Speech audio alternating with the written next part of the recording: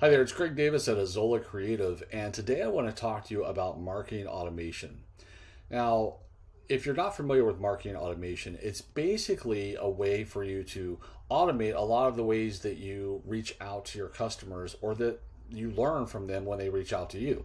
So, for example, largely it involves email marketing. There are ways to automate things such as SMS text messaging, and that's definitely another way of benefiting from the automation. But I'm going to talk specifically about email marketing because email marketing still is one of the best performing marketing channels that are out there. I know it's getting harder. There's a lot more spam guards and ways of trying to kind of penalize people that are email marketing you. And so it is getting harder as a marketer to get through on this channel, but it still is effective because it's about the right message at the right time. And so even when people are hitting delete, they're still seeing that message. And so the consistency that you need when it comes to email marketing is one of the big keys. If you just do it every once in a while, then you're kind of taking a chance that maybe I saw your email today, maybe I didn't.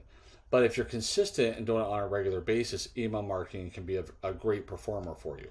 Marketing automation takes it up a huge notch because what it does is it gives you the ability to automatically email people messages based on the information that they're interested in. So maybe they've clicked on a certain link, maybe they've downloaded something specific on a specific subject. Any of these things can send a trigger that sends an email out to them or puts them into a new sequence of emails or a new segmentation or a new segment in your customer base. So the idea behind marketing automation is to try to have some set it and forget it marketing tools that are working in the background. There are people that email me and contact me, and quite frankly, I haven't spoken to them in maybe months or even years, but they get my emails. And because of that, I'm nurturing them even if I haven't had a phone call with them or had a kind of personal one on one email with them recently. So I'm going to switch over. I'm going to show you kind of just a walkthrough of what marketing automation looks like at a high level. And so I'll see you over there. Okay, so what I'm going to show you now is kind of a step-by-step the way that marketing automation works. Now, this is not going to be super in-depth. I mean, there's a lot more granular views that you could do.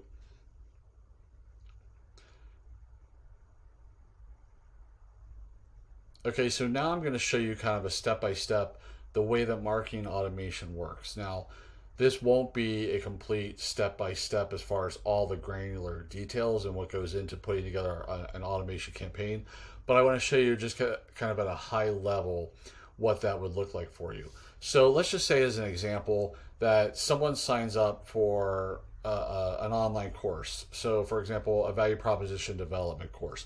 And so they provide their email address when they've signed up. Now, what I'll do is send out different emails to that group. And it may be something, as an example, it could be SEO training, it could be email copywriting, it could be pitch deck training. Pick a subject as far as what it might be.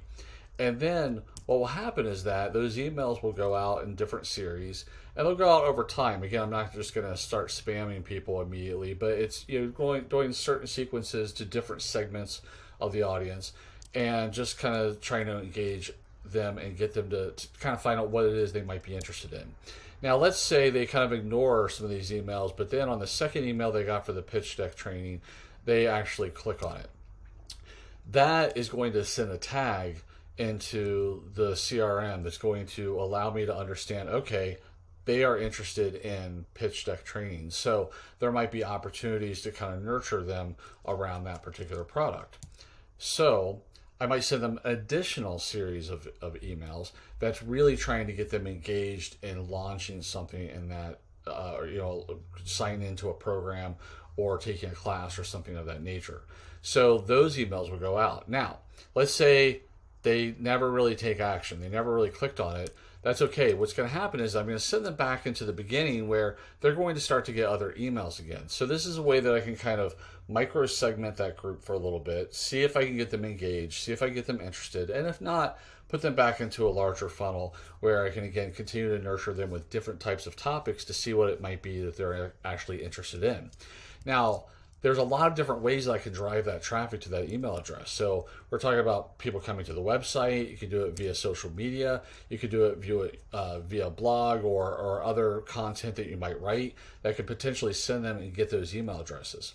Now, lead scoring is one of the really cool factors that comes into all of this, because if you're looking at who it is you can follow up with, if you have an outbound sales team and you want to make sure that they're doing the best work they can do and the best use of their time, you don't want them to just constantly be calling anybody and everybody, kind of throwing spaghetti at the wall. So when you have the lead scoring capabilities, what you can do is that based on their engagement, based on how many pieces of content they might read or what they might download or how many tags might be attributed to them, you can start to put them into kind of a scoring basis. And so now you start to look at this group of people and say, hey, I know that the person that's in that second column, they are highly engaged with my brand and with my products.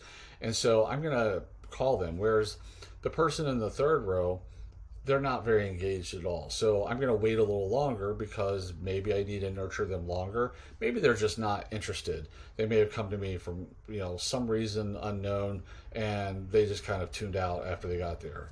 All kinds of different factors. But this is how marketing automation can work. Now, I use a tool called Alec.